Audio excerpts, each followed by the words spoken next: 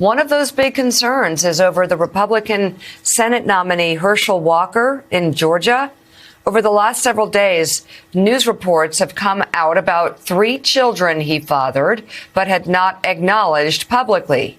He also continues to face scrutiny over his business dealings, as well as past domestic violence accusations that surfaced before the primary. Walker has denied any criminal wrongdoing. He's also making headlines this morning for comments he made during a recent campaign stop regarding air pollution.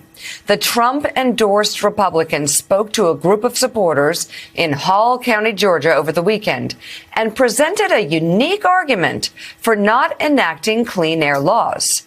Listen. Since we don't control the air, our good air decided to float over to China, bad air. So when China gets our good air, their bad air got to move.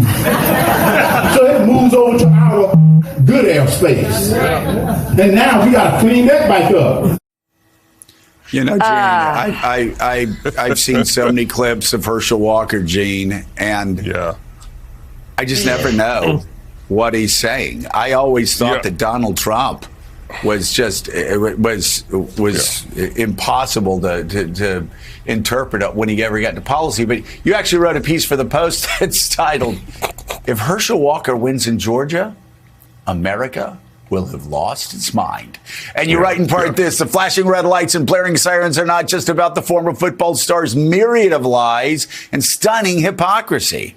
That kind of stuff doesn't necessarily trouble GOP voters in the least, given their continued devotion to Donald Trump, who counts Walker as a longtime friend. It's Walker's combination of utter ignorance and total confidence, which challenges even that of the president. Mind you, Walker does challenge even Trump's record of dubious achievements on the lies and hypocrisy score. I'm old enough to remember when one secret love child was enough to end the political career of John Edwards, who twice was a credible candidate for the Democratic presidential nomination. 3 secret offspring haven't slowed Walker down any more than would-be tacklers did when he was barreling down the field for touchdowns at the University of Georgia. To an alarming degree, even for his senator, Walker seems to believe he knows everything about everything, while his words suggest he knows nothing about anything at all. It truly is stunning. Yeah. And I've seen conservatives actually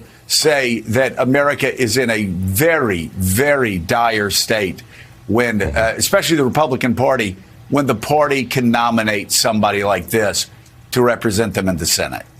It's unbelievable, Joe. It's absolutely unbelievable. This is a major state. This is Georgia, in many ways, ground zero for American politics these days. Look, if Republicans nominate a normal, sensible Republican candidate for Senate, they have a really, really good chance of taking that seat away from Raphael Warnock. But with Herschel Walker, I think they're going to lose that seat. And the reason is that Herschel Walker, it's scandal after nonsensical rambling about this or that, after questions about his business practices, questions about this, questions about that. And as you said, when he talks, you have no idea what he's talking about. It's worse than Trump. In many ways, he's Trumpier than Trump.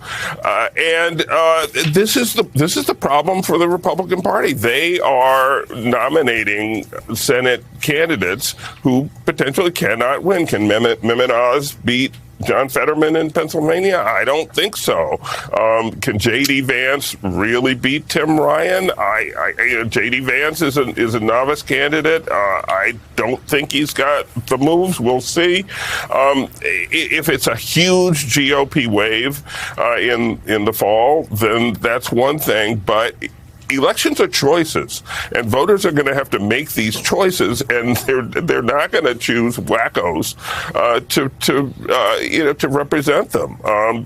Those independents in the middle try to take an honest look at the candidates are going to say we just can't elect this Republican because this is just not a senator, and that's certainly the case in Georgia. And as far as where the Democrats stand right now, I think your analogy of the college basketball team that shoots 14% and is 1 point ahead at halftime is about right. I mean, the Democrats and President Biden have had, crisis followed by catastrophe, followed by calamity, all along to this point, and Biden still beats Trump in head-to-head matchups.